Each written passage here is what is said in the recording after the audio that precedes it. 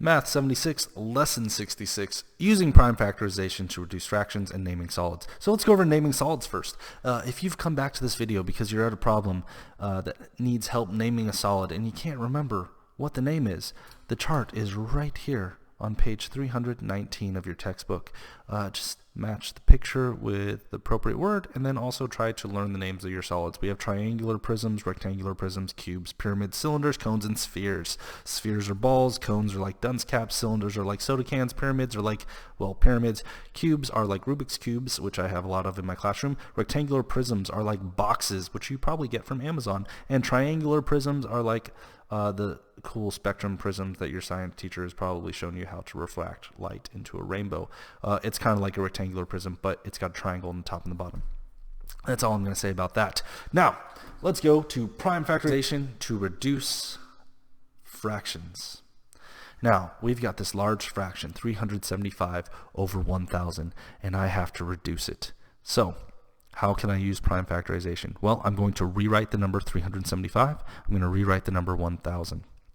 And then I will be able to reduce it very quickly. But first I have to do the prime factorization. So I'm going to go with the numerator. Let's start with the numerator. 375. How can I rewrite this? Well, I'm going to use a factor tree because that is my favorite method. And I have to ask, well, 375 ends in the number 5, so I know 5 times something will equal 375. This is a big number, though, so I don't know what the other something is. So let's do a really quick division. I'll find out what it is. Let's see here. 5 goes into 37 7 times. There'll be 2 left over. 5 goes into 25 5 times. 75. Okay, so the other number is 75. So I've got 5 and 75. 5 is a prime number, so go ahead and circle that one. Now, what times what equals 75? Well, I know 75 cents is 3/4, so you do 3 times 25, right? Hey, 3 is a prime number. I found another one. And then 25 is 5 times 5. I've got 2 more prime numbers. So the prime factorization of 375 is 3 times 5 times 5 times 5. So I'll go ahead and I'll rewrite that up here. I've got 3 times 5 times 5 times 5. And I have successfully rewritten the number 375. Now let's do the prime factorization of 1,000. This is going to be a lot easier. Whenever I've got numbers like 1,000, 10,000, 100,000, I always smile because it's so easy to do these. All I have to do is split the zeros. So here I've got 3 zeros, so I'll put a 10 over here. There's 1 0. The other 2 zeros I can put over here. 10 times 100, that equals 1,000. Neither one of these numbers are prime. So I'll start with the 100.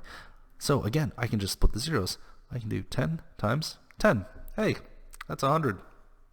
I still don't have any prime factors though. So let's go over here. What times what equals 10? 2 and 5. Hey, those are prime. Hey, it's going to be the same thing over here. So that's 2, that's 5. This is also 2, that's also 5, and these are all prime. So I've got 2, 2, 2, 5, 5, 5. So let's go ahead and write that up here. 2, 2, 2. 5, 5, 5. Now this is the fun part. Some of you might be recognizing this problem. The way I'm going to reduce this fraction is I'm going to just cancel. Every time I've got a 5, I've got a 5 and a 5, 5 and a 5, 5 and a 5. So I've canceled all the numbers that I can. So now I've got 3.